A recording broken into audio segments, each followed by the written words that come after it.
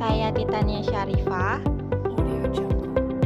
Halo, saya Rizky Amelia. Kami dari kelompok 2 e-commerce.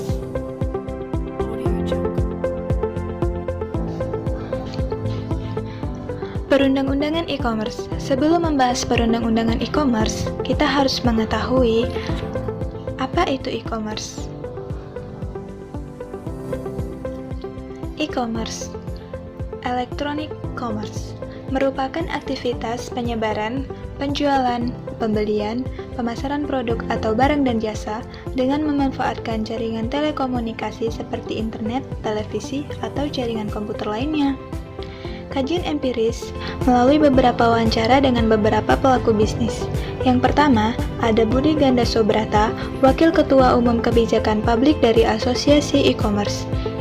Yang kedua, ada Direktur dari Veritrans Indonesia atau perusahaan penyedia online payment gateway.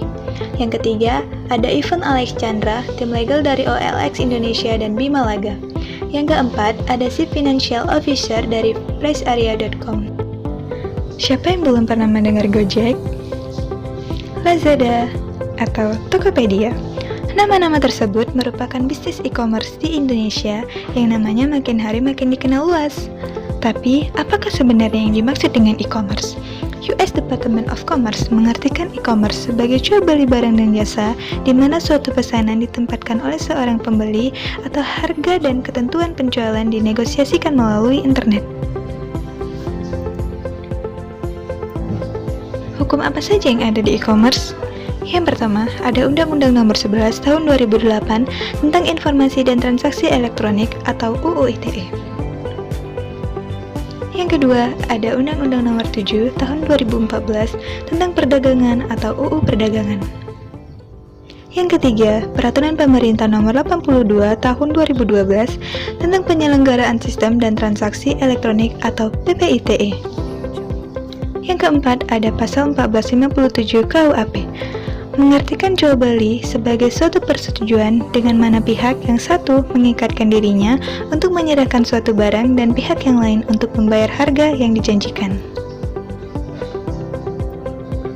Pasal 53 ayat 1 PPITE menetapkan bahwa tanda tangan elektronik memiliki kekuatan hukum dan akibat hukum yang sah apabila memenuhi persyaratan tertentu.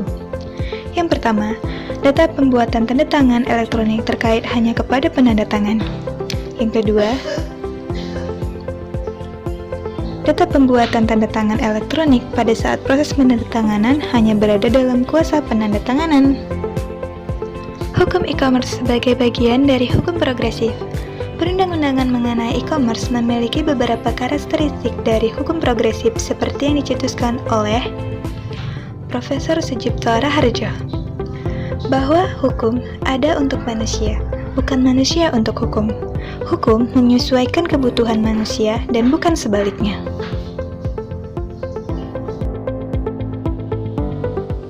Peran para pelaku bisnis, UU ITE dan PPSTE.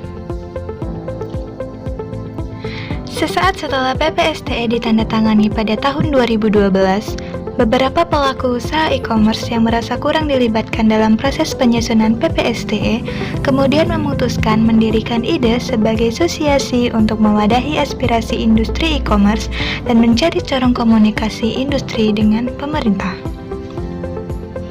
Itulah presentasi kami tentang perundang-undangan e-commerce. Sekian dan terima kasih.